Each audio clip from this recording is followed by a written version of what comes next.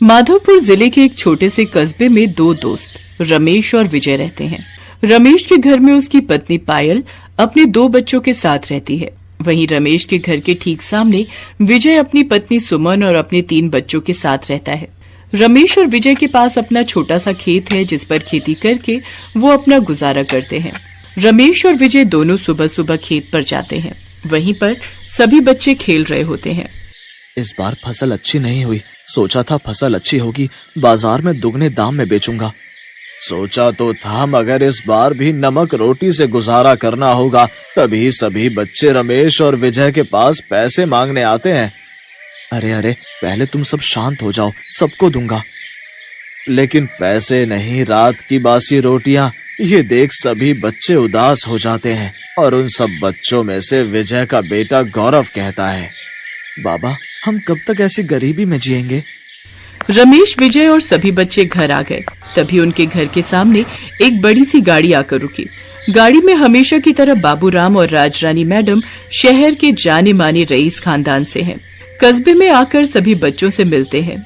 वो हमेशा बच्चों के लिए नए नए कपड़े और चॉकलेट लाते हैं। आज भी वो कपड़े और चॉकलेट लेकर आए। चलो अच्छा हुआ, कम से कम तुम लोगों को चॉकलेट नसीब तो हुई, वरना हम गरीब के नसीब में कहाँ चॉकलेट। भाई हम लोगों ने तो बासी रोटी और नमक ही जाना है। अगले ही दिन राजरानी और बाबूराम दोनों बच्चों से मिलने आते हैं। राजरानी, हमारी शादी को 10 साल हो गए हैं, अभी तक हमारी कोई औलाद नहीं। तुम तो मुझे मेरे खानदान का वारिस भी नहीं दे पाओगी। तो जाओ गौरव के घर वालों से बात करो, मैं उसे अपने खानदान का वारिस बनाऊंगा। ठीक है, मुझे भी गौरव पसंद है। गौरव राजरानी को विजय और सुमन से मिलवाता है। जी नमस्ते, आपका बेटा गौरव बहुत प्यारा बच्चा है। मुझे गौरव को लेकर आपसे कुछ बात करनी है। जी कहिए, क्या बात करनी है? दरअसल बात यह है कि हमारी कोई औलाद नहीं है, इसलिए हम गौरव को गोद लेना चाहते हैं। मतलब क्या है तुम्हारा? मैं अपना बेटा तुम्हें दे दूं? नहीं, ऐसा कुछ नहीं है, मैं आपको समझाता हूँ। मैं गौरव को अपने साथ ले जाऊंगा, अपने खानदान का वारिस बनाऊंगा, उसे अच्छी शिक्षा दूंगा। और ऐसा नहीं कि वो आपका बेटा नहीं रहेगा, आपका जब मन करे उससे मिलने आ सकते हैं। इसलिए तुम रोज हमारे बच्चों से मिलने आती हो, और उनके लिए अलग अलग चीजें लेकर आती थी। तो ये तरकीब थी तुम्हारी, ताकि बच्चे तुम्हारे लालच में आ सके। चले जाओ यहाँ से, मैं भूखे मर जाऊंगी पर अपने बेटे का सौदा कभी नहीं करूंगी। और तभी विजय और सुमन बच्चे को लेकर अंदर चले जाते हैं। राजरानी और बाबूराम दोनों निराश होकर अपनी कार की तरफ जाते हैं। वहीं दूसरी ओर रमेश और पायल ये सब देख रहे होते हैं। तभी पायल अपने बेटे को राजरानी के पास भेजती है। बबलू पीछे से आकर राजरानी की साड़ी पकड़ लेता है। राजरानी बाबूराम से कहती है, देखो ना, ये बच्चा भी कितना प्यारा लग रहा है। कोई फायदा नहीं, यहाँ कोई भी अपना बच्चा गोद नहीं देगा। चलो यहाँ से। एक बार बात तो करके देखो, शायद मान जाए। ठीक है। राजरानी और बाबूराम पायल के पास जाते हैं। क्या नाम है इस बच्चे का? बबलू नाम है इसका, और ये मेरा ही बेटा है। अच्छा, क्या हम आपके बेटे बबलू को गोद ले सकते हैं? आप बदले में जितने चाहें उतने रुपए ले सकते हैं। ठीक है, हम बबलू को आपको दे देंगे। उसके बदले में आप हमें हर महीने 5,000 रुपए देंगे। मुझे मंजूर है, ये लो 5,000 रुपए इस महीने के, और हर महीने तुम्हारे पैसे तुम्हें मिल जाया करेंगे। जैसे ही बाबूराम और राजरानी बबलू को लेकर जाते हैं, वैसे ही सुमन और विजय बाहर आते हैं और ये सब देखकर रमेश से कहते हैं, रमेश, ये तुमने क्या किया? अपने बेटे को ही बेच दिया। तुमने अपने फायदे के लिए अपने बेटे का सौदा कर दिया। अरे कैसी माँ है तू? पायल, मुझे तो तुझसे नफरत होने लगी है सच्ची। सुनो जी, आज से आप इन लोगों से कोई रिश्ता नहीं रखोगे। हाँ, हम गरीब जरूर हैं, लेकिन अपनी खुशी के लिए अपने बच्चों को अपने से दूर नहीं कर सकते। जैसे कि बाबूराम और रमेश के बीच में तय हुआ, वैसा ही हुआ। रमेश और पायल अब वो मनचाहा खाते, मनचाहा पहनते। धीरे धीरे 7 साल गुजर गए।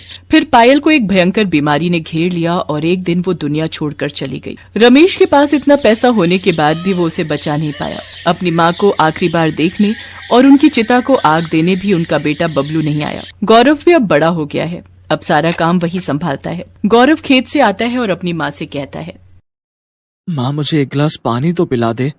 हाँ, अभी लाई मेरे बच्चे। बाबा, आज शहर से बबलू आ रहा है। बबलू आज पूरे 10 साल बाद अपने गांव लौट रहा है और उसके आने की खुशी में रमेश चाचा ने शानदार भोज का आयोजन किया है। आने दो, उससे हमें क्या। माँ, आप बड़ों की दुश्मनी में हम बच्चों को दूर ना करो। हम और बबलू बचपन के दोस्त हैं, वो मुझसे मिलने जरूर आएगा। बहुत बड़ा आदमी बन गया है मेरा बबलू। गौरव ये बात कर ही रहा होता है कि तभी कार की आवाज आती है। शायद बबलू आ गया माँ, मैं अभी आता हूँ। अरे बबलू, तू आ गया, कितना बड़ा आदमी बन गया रे तू। कौन हो तुम? दूर रहो मुझसे, गरीब कहीं का, मेरे कपड़े खराब हो जाएंगे। बबलू की ऐसी बातें सुनकर गौरव को बहुत बुरा लगता है। इतना कहकर बबलू अपने बाबा से मिलता है और अपनी माँ के अंतिम संस्कार में न आने के कारण माफी मांगता है और बहुत पछताता है। मिल आया बबलू से, चल अब तो खाना खा ले। देख देख, आज कितने सालों बाद मैंने तेरे लिए टमाटर की चटनी बनाई है। गौरव गुस्से में खाना फेंक देता है। रोज रोज ये खाना भी कोई खाना हुआ? आप लोगों ने मिलकर मेरी जिंदगी बर्बाद कर दी। ये तू क्या कह रहा है बेटा? हाँ, आप दोनों ने अपने फायदे के लिए मुझे राजरानी मैडम के साथ नहीं भेजा। मैडम पहले मुझे ही ले जाने वाली थी। काश उस वक्त मैं चला जाता तो आज मैं भी बहुत बड़ा आदमी होता। ये सब आपकी गलती है। ऐसा नहीं है बेटा, हम तुझको खुद से दूर नहीं करना चाहते थे। तो अब आपको ये सजा मिलेगी। मैं अभी ये घर छोड़कर जा रहा हूँ। नहीं रहना मुझे आप जैसे मतलबी माँ बाप के साथ, जिसने अपनी खुशियों के लिए मेरी खुशियों में आग लगा दी। इतना कहकर गौरव घर के बाहर आ जाता है। गौरव के सामने बबलू की गाड़ी खड़ी होती है और वो गुस्से में बबलू की पूरी गाड़ी को जला देता है। आग को देखकर सभी लोग घर से बाहर आ जाते हैं। गौरव के हाथ में माचिस देख वहाँ पर मौजूद सभी लोग समझ गए कि गाड़ी में आग गौरव ने लगाई है। ये क्या किया तुमने? मैं तुम्हें अभी पुलिस के हवाले करता हूँ। सुमन और विजय दोनों बाबूराम के पैर पकड़कर माफी मांगने लगते हैं और कहते हैं, मेरे बेटे को माफ कर दो साहब, उसे पुलिस के हवाले मत करो। हाँ साहब, पूरी जिंदगी बर्बाद हो जाएगी। आप चाहे तो हम दोनों को जेल भेज दे, पर मेरे बेटे को नहीं। मेरे बेटे को छोड़ दीजिए साहब। माँ बाप का ऐसा प्यार और त्याग देखकर गौरव की आंखों में आंसू आ गए और उसे अपनी गलती का पछतावा होता है।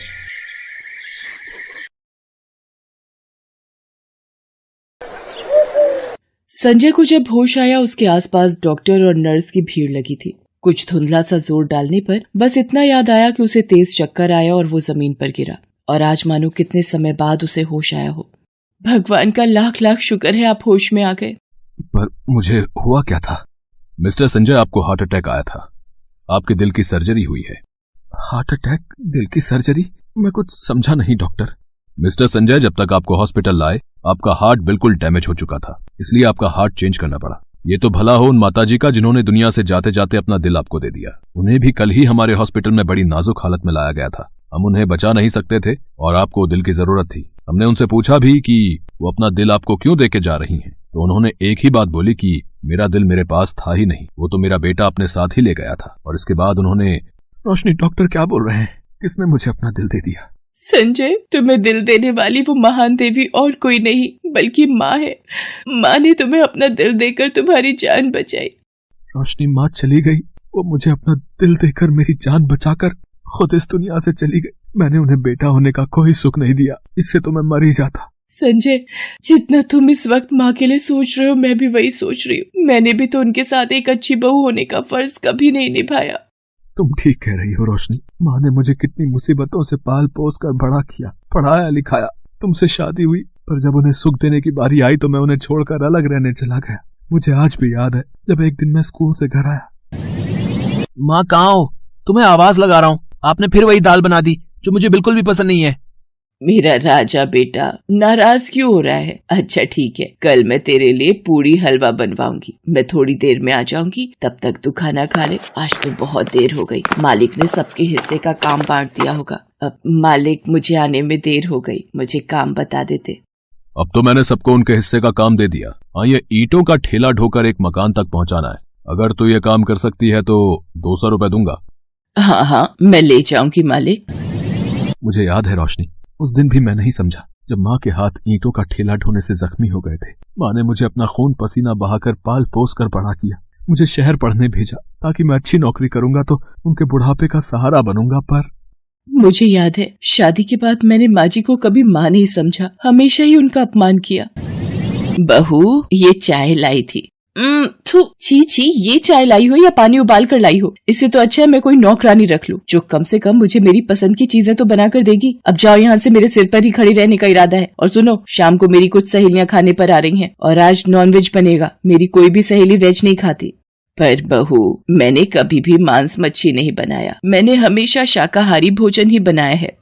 मैं कुछ नहीं जानती, चुपचाप नॉनवेज बना देना और मेरी सहेलियों के आने से पहले सब कुछ तैयार हो जाना चाहिए, वरना मुझसे बुरा कोई नहीं होगा। मुझे याद है माँ ने उस दिन जब नॉनवेज बनाया, उनके बहते आंसुओं पर भी मुझे दया नहीं आई और मैंने अपनी सहेलियों के सामने उनका बहुत अपमान किया। मेरे गले में कुछ अटक रहा है। ओह, लगता है मछली के कांटे ठीक से साफ नहीं किए गए। रोशनी, ये चिकन भी कच्चा है। बहू, ये तुमने चटनी मंगवाई। माफ करना बेटी, गलती से गिर गया।